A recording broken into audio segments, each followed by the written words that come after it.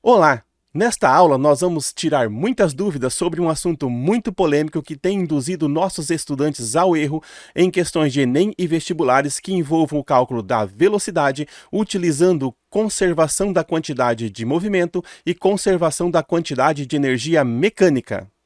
Vamos para uma situação prática que nos traz muitas dúvidas. Nós temos aqui um caminhão e este caminhão está a 72 km por hora, velocidade constante. Este caminhão vai passar por baixo de um viaduto, o qual vai receber uma massa e vai continuar a sua trajetória.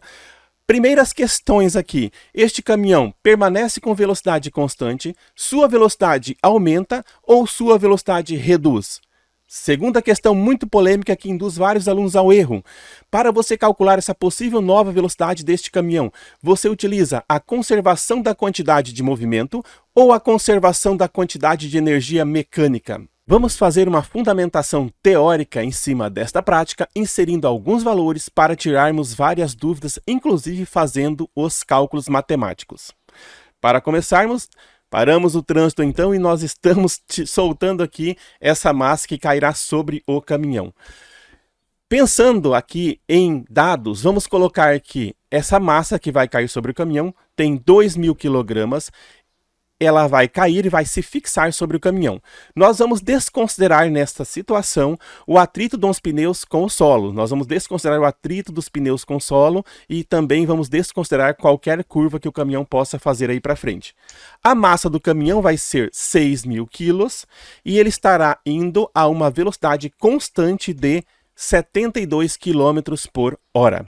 Anotem, pessoal, anotem esses valores. Então vamos anotar aí. A massa do bloquinho que vai cair sobre o caminhão é 2.000 kg, a massa do caminhão é 6.000 kg e a velocidade do caminhão, que é constante, é 72 km por hora e nós estamos desconsiderando qualquer forma de força de atrito. Continuando então, vamos dar uma olhada aqui. A massa vai cair sobre o caminhão e surgem as primeiras dúvidas. A velocidade ficará aí, o caminhão ficará mais rápido, mais lento ou nada muda? E a principal dúvida que induz os alunos ao erro na hora dessa questão em vestibular e Enem é esta aqui. Qual o método que você usa para chegar numa nova velocidade? Você utiliza a conservação da energia mecânica ou a conservação da quantidade de movimento? Aqui está a nossa dúvida principal. Esta é a principal, esta é a dúvida constante que induz realmente ao erro. Sempre que nos deparamos com uma questão desse tipo, nós já imaginamos a conservação da energia mecânica, pensando que nós teríamos aqui então a energia potencial do bloco caindo, a energia cinética do carrinho, do caminhão se movimentando, teríamos a conservação da energia mecânica, teríamos então a nova energia potencial do bloco, que seria uma altura zero, portanto ela zeraria, colocaríamos na equação da conservação da energia mecânica, né, onde a soma da energia das energias iniciais é igual à soma das energias finais. E nós encontraríamos ali a velocidade 2, né? Colocando essa nova altura, encontraríamos a velocidade 2. Trabalharíamos ali e encontraríamos através da conservação da energia mecânica. Porém, nós não podemos fazer esse tipo de cálculo nessa questão. Estaria totalmente equivocado o nosso cálculo, estaria totalmente errado a nossa resposta. Por quê? Porque na colisão inelástica, parte da energia mecânica vira calor. Não houve aí então a conservação da energia mecânica. Então nós não podemos utilizar nesse caso a conservação da energia mecânica, porque parte da energia, uma pequena parte aí da energia nessa queda transformou-se em som e calor, porque foi uma colisão inelástica. Lembra então, não podemos utilizar a conservação da energia mecânica para encontrar a velocidade após esse impacto. Colisão inelástica, parte da energia mecânica vira calor e vira som. Não há a conservação da energia mecânica no sistema. Cuidado com essa parte, essa é a parte que induz bastante alunos ao erro. Vamos fazer a nossa resolução da maneira mais correta, que é a conservação da quantidade de movimento.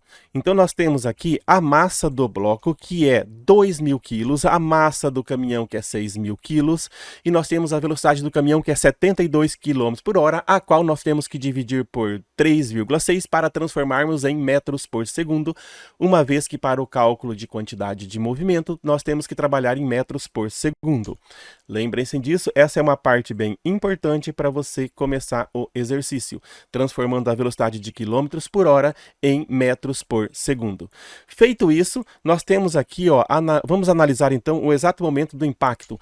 No impacto, o caminhão vai sofrer uma certa redução em sua velocidade, ao passo que o bloco vai sofrer um aumento em sua velocidade, tendo ela como velocidade horizontal. A velocidade vertical não entra em questão, né? Porque nós estamos aqui analisando o sistema. Então vamos analisar a parte horizontal. O caminhão sofre uma redução em sua velocidade, ao passo que o bloco sofre um aumento em sua velocidade horizontal, né? Fazendo a nossa equação da quantidade de movimento, vamos dar uma simplificada nesta situação. A quantidade de movimento inicial tem que ser igual à quantidade de movimento final. Então, nós temos que a soma das quantidades de movimentos no início tem que ser igual à soma das quantidades de movimento no final.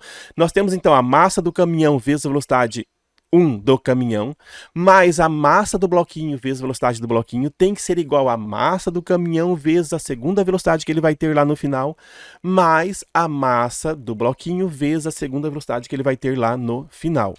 Porém, o que muda aqui, ó? Apenas que na quantidade de movimento inicial, a quantidade de movimento inicial do bloquinho, do bloco, né, de 2.000 kg ali, vai ser zero. Por quê? Porque a velocidade horizontal dele é zero e o que nos interessa é a velocidade horizontal e não a vertical. Então nós temos que vai zerar essa partezinha aí. Então nós temos que a massa do caminhão vezes a velocidade 1 é igual a velocidade 2 vezes a massa do caminhão mais a massa do bloquinho. Por que se transformou desse jeito essa equação? Porque nós apenas né, colocamos em evidência a velocidade 2. Nós tínhamos ali, ó, o emão V2 e o eminho V2. Ou seja, a mesma coisa que nós colocarmos aqui, V2 vezes emão mais eminho, tá? Nós só simplificamos a equação lá de cima.